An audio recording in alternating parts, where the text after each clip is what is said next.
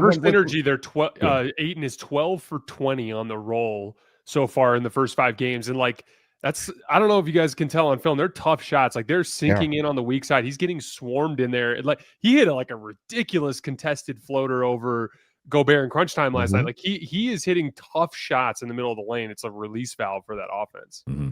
So because we did see some clunkiness with the Ayton pick and roll attempts, especially in preseason. It felt like they're trying to force the lob.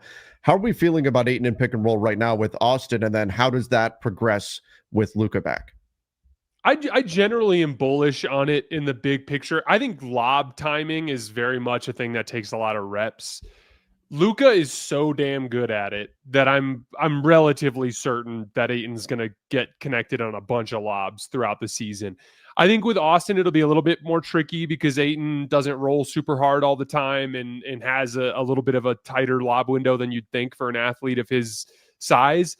Where I think he's been super, super dynamic and is just going to be a huge boost to this offense is in that like short roll pocket scoring. Like those little short jump shots, those little quick hook shots and floaters in the lane, those are going to be bread and butter for this offense the entire season. That's where I've been pleasantly surprised because, like, again, it's with the lack of available talent due to injury, he's been getting swarmed down there and he's been hitting really tough shots. I think the lob stuff will take time.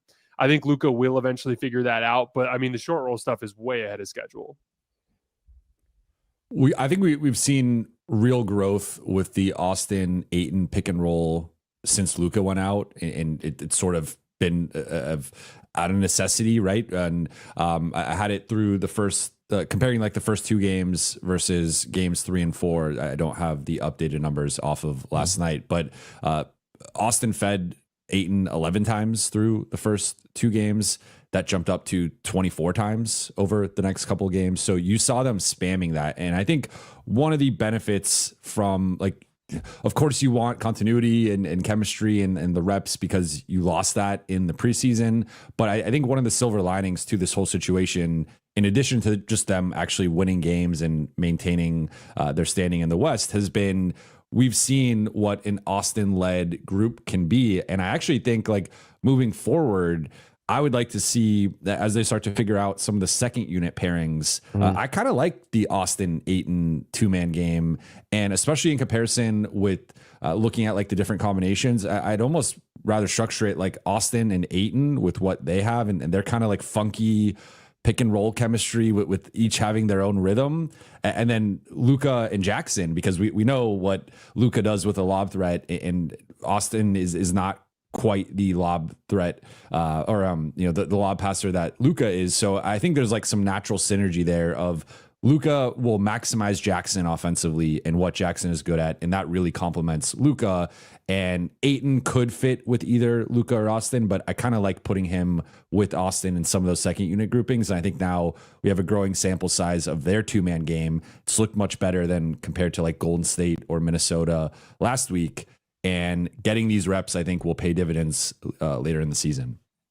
Yeah, I think this is the pairing of Austin and Ayton has really made strides. I've been really excited by the way they've been playing together. And I like that call out about Luka and Hayes and their combination together. They do kind of have that mind meld out there on the floor, and Hayes certainly more of the lob threat. The cool thing is that for the Lakers now, and we haven't even gotten to LeBron yet, but you're going to have 48 minutes of either at least one of Austin or Luka on the floor to run things and run that offense and get things going. So that is certainly exciting for what we've got coming ahead here for the Lakers.